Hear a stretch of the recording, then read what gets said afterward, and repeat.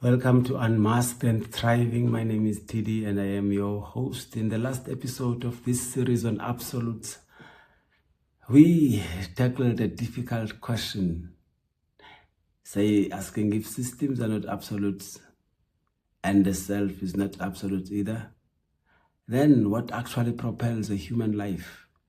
And we explored the possibility that something deeper moves us, a life force, a calling, a breath that keeps pushing us forward. That would be becoming. But that raises another question. Once you encounter that force, once you know it is there, what do you do with it? Do you possess it? Do you perform it? Do you turn into a new identity? Or is there another way to live with it? That's where we go today. Episode 4. So that's the question we're grappling with today. And let's delve right into it. After you have it, what then? You do not grip it, you do not perform it, you do not build an identity around it. The correct posture is stewardship, not possession. What 4 or 5 postures, core postures that must be held together? First one is humility without collapse. You understand that you are not the source, so arrogance dies.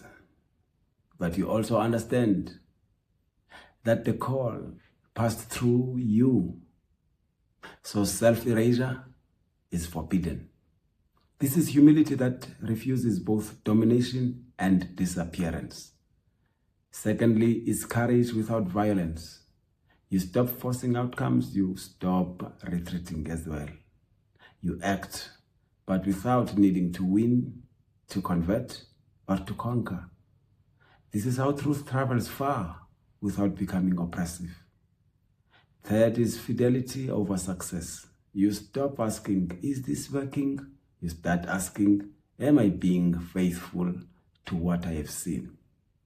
Success is external, but fidelity is internal, and history only honors the second one. The next one is porosity without disintegration. You stay open to correction, to new data, to other people's pain, and to your own unfinishedness. But you do not absorb everything. Boundaries become ethical, not defensive. The last of these is patience with becoming. You accept that clarity comes in waves. You accept that regression does not cancel progress. And you also accept that spirals are not failures. You stop rushing, therefore. You do not rush your evolution to satisfy spectators. What you stop doing, you stop recruiting people to validate your awakening. And you stop arguing truth into existence. You also stop explaining yourself to institutions that benefit from misunderstanding you. Silence becomes a form of precision. What you start doing, you leave the question rather than answer it. Live. You walk it. It becomes part of who you are. It becomes part of your routine. You leave the question. You act locally, but think cosmically. You choose integrity, even when unseen. You allow your life to contradict bad systems without needing permission from anyone. Your existence at that point becomes the argument. The most dangerous posture of all, and I mean dangerous in a good way, is joy. Not naive happiness, but joy that cannot be easily bribed, joy that cannot be fully threatened, and joy that refuses despair as a governing principle.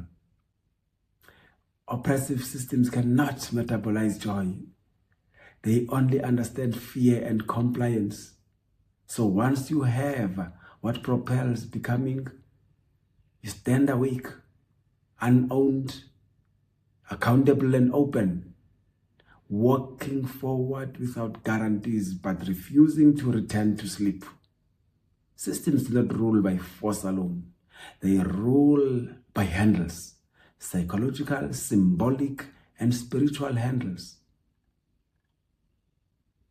Let's meet in the next episode. This was Unmasked and Thriving. Thank you for listening. Thanks for joining us on Unmasked and Thriving. If this episode spoke to you, share it with someone carrying silent grief or sacred fire. Subscribe, review. Come back next week.